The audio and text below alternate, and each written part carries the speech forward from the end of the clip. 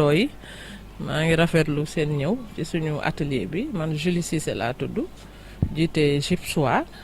nekk organisation focale bi nga xam ne moo jàppale ONG internationale canadienne bi CECI pour mu dajale suñuy nawle yi nga xam ne ay organisation militante des droits des femmes la ñii jógee Dakar ñii jóge Thiès ñii jóge Diourbel ñii jóge Kaffrine pour ñu xalaatandoo nasandoo ak ñoom vraiment naka la ñuy tëralee seen projet bi ba ku ci ne ci kuréelu jigéen boo xamee ne vraiment mbir mi war na la laal nga yëg ci sa bopp bu baax a baax. waaw illa bi mooy ñu xalaatandoo ñoom dinañu présenter projet bi mais naka la ñuy daal di fexe ba organisation partenaires yi nga xam ne dinañ leen tànn gis seen bopp ci projet bu baax a baax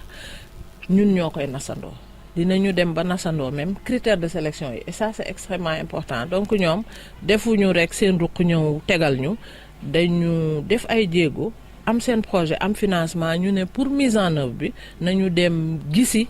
ñi nga xam ne ñoom la ñu fas yéene bokk doxal ak projet bi ñi nga xam ne yéene nañu dooleel seen kuréel ba ñu gën a mën a taxaw gën a mën a saytu ak yelleefu jigéen ak jeune fille yi ñu daal di àndandoo ak ñoom donc bésu xalaat la dinañu xalaatandoo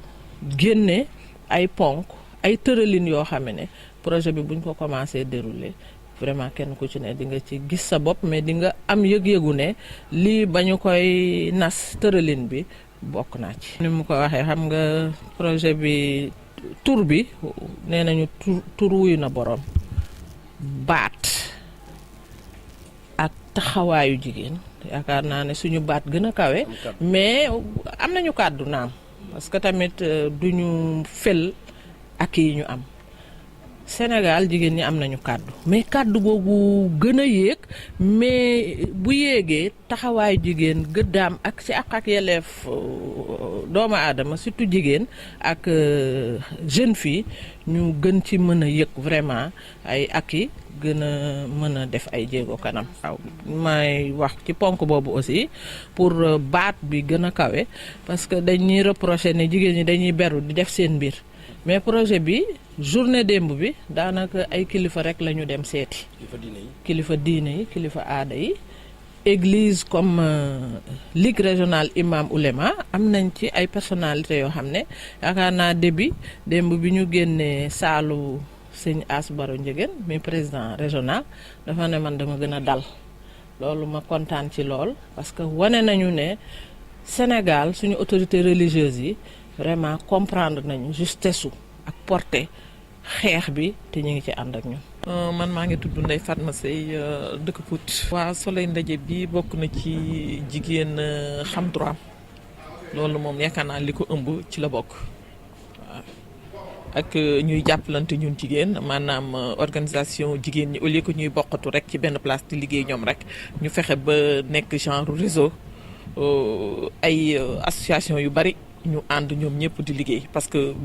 presque benn objectif yi ñoom ñoo ko bokk. waaw am na ay jéego parce que suñu zone B am na ay jéego ndax liggéeyoon nañ ci dans le cadre du VILDAF ba nga xam ni jigéen ñi taxawoon nañ ba parité am mais fële tamit boo demee ci suñu gox bee comme lu mel ni goxu Kayar tey ji femme bi ñu fa nekkoon point focal dëgg yàlla moom tey ji moo nekk premier adjointe au maire ki nga xam ne au niveau de Diender aussi moo fa nekkoon point focal tey jii tamit nekk na adjointe au maire Pout aussi am na adjointe au maire nga dem Kër Moussa nekk na am na adjointe au maire te amoon nañu atelier yoo xam ne dañ doon yombal donc 4 collectivités locales yooyu ñoo ko bokkoon ak la collectivité locale de Fandène donc am na ay résultats ñun duñu ko tuddee xeex du xeex parce que terme xeex bi dafa doy waar beneen terme la ñuy bëgg maanaam loo xam ne ñoom ñoo ko moom nit ki li mu moom nga war koo dem jël la mais nag dafa am processus bi il faut ñu def ndànk il faut ñu am ay alliés il faut ñu am ay leaders comme imam yi délégué de quartier yi kenn mënu leen ci génnee autorité administrative yi donc ñëpp ci la ñu bokk donc ñun duñu ko tudde xeex xam nga xeex moom c'est un combat. ñun message ci ñuy jàllale mooy jigéen ñi nañ gën a taxaw gën a pasteefu ñu war a xam seen droit parce que te wóolu seen bopp aussi gëm seen bopp wóolu seen bopp loolu ci la bokk. mooy projet bi ñuy wax voix ak leadership féminin mooy daal mbiru jigéen ñi la daal pour que jigéen ñi gën a fës gën a engagé wu ci seeni activité daal donc projet bi dafa ñëw ci heure am ndax soxla nañ ko. waaw su ma yeboo wax ne jigéen ñi ñu ngi ciy gis seen bopp bu baax ndaxte fi mu nekk nii dañoo yeewu ndaxte fu lu jigéen mën rek lu góor mën rek jigéen war na ko mën. waaw xam na moom taxawaay bi moom am na ndax fi mu nekk nii am na maire yoo xam ne jigéen lañu xanaa gën ko yokku rek ba nga xamante ni fu ñu joxañee benn góor rek joxañ fa jigéen. jafe-jafe yi moom bëri na ndaxte boo xoolee suñu njiit yi dañoo xaw a yéex daal ndax nu ñu war a jàppalee jigéen ñi dafa des. tey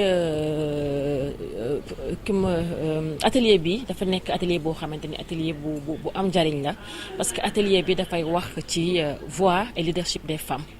tey atelier bu mel noonu ñun waa AGS dañ ciy kontaan parce que umpalewu leen ni AGS dafa yàgg a xeex pour leadership féminin donc wër nañu Sénégal bi yëpp yàgg nañu def ay formation yoo xamante ni pour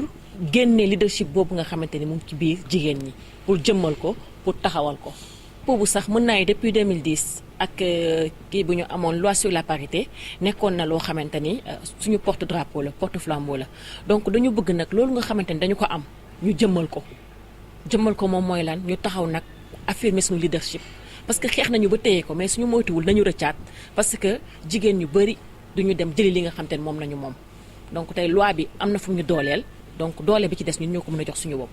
moo ñu taxaw jëmmal suñu bopp dëggal suñu bopp. jafe-jafe bi mën na ni rek am na ay blocages yoo xamante ni moom lu ñuy woowee les blocages socioculturels maanaam nekkinu jigéen ci biir askan wi perception bi nga am ni moom lañ am ci moom donc loolu blocage la blocage yi daal mën naa wax ni blocage yi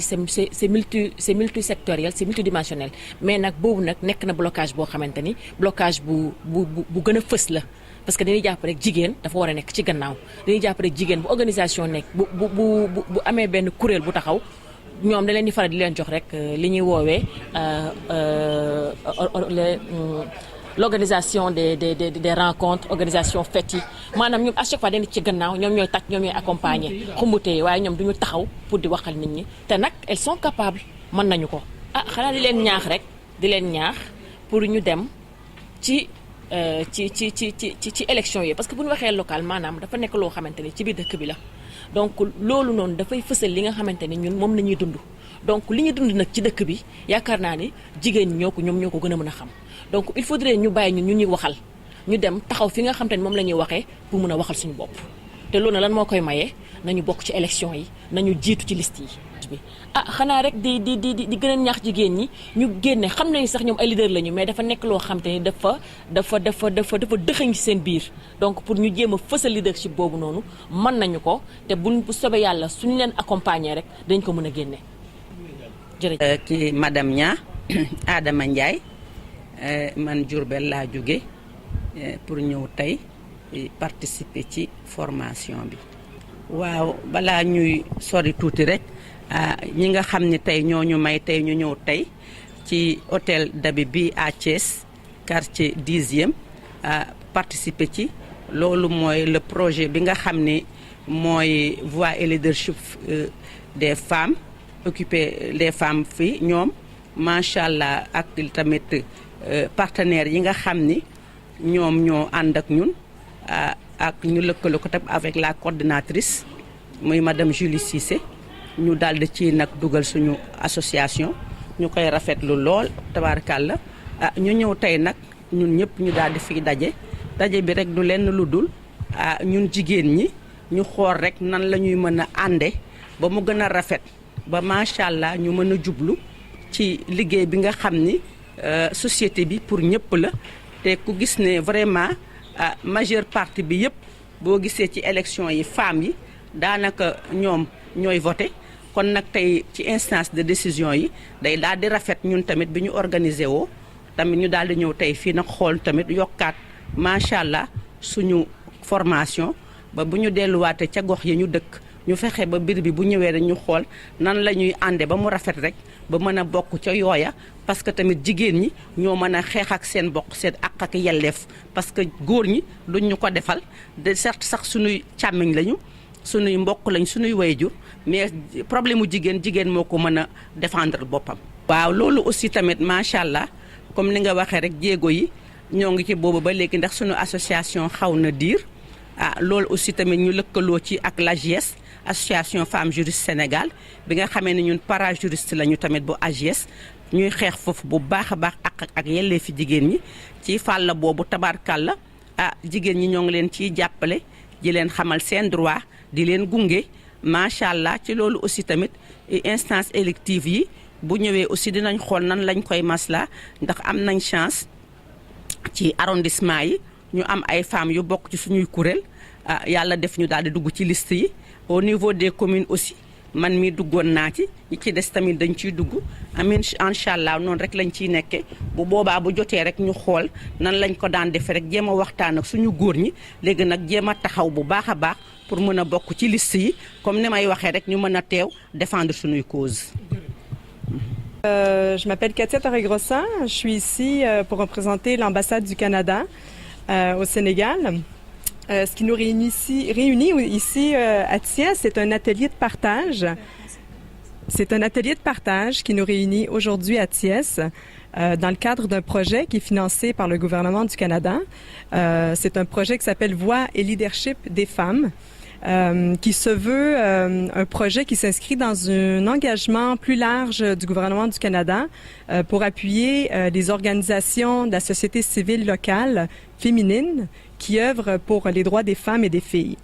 Donc, l'idée derrière ce programme, c'est de soutenir les moyens d'action des organisations, le mouvement féminin au Sénégal, à travers de l'appui au niveau organisationnel, financier, humain et technique afin qu'elles puissent réellement se donner les moyens de porter leur mandat, de vraiment avoir un impact et d'avoir un changement, de provoquer un changement pour les droits des femmes et des filles au Sénégal. Ce qui est important de noter, c'est que c'est un projet qui s'inscrit aussi dans la politique d'aide internationale féministe du Canada, qui est guidé par des principes très forts en matière de participation, d'inclusion et de renforcement des capacités des acteurs qui sont partenaires des projets. Donc aujourd'hui, on a réussi à réunir plus d'une douzaine d'organisations féminines, mais à cette douzaine d'organisations s'ajoutent également plus de 100 organisations qui ont été rencontrées durant les 2 dernières semaines dans d'autres régions du Sénégal. Il s'agit des régions de Saint-Louis, de Kaolack et de Ziguinchor, ce qui a permis à ce projet vraiment de venir valider des hypothèses qui vont guider la mise en œuvre du projet, projet qui sera mis en œuvre et qui est mis en œuvre par une ONG canadienne qui est bien connue ici au Sénégal, le CECI, le Centre d'études et de coopération internationale, qui est ici à mes côtés. Nous avons également pu compter sur l'appui d'une organisation importante de la région de Thiès, donc GIPS WAR, représenté ici par Madame Cissé, qui pourra également vous partager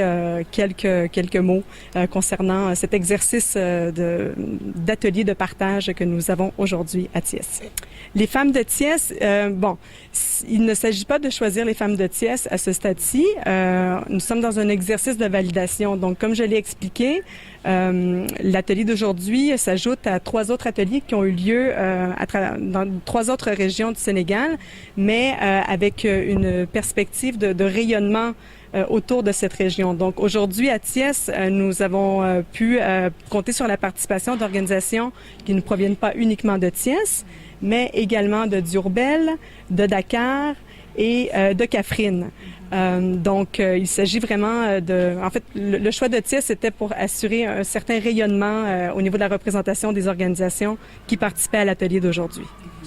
Merci.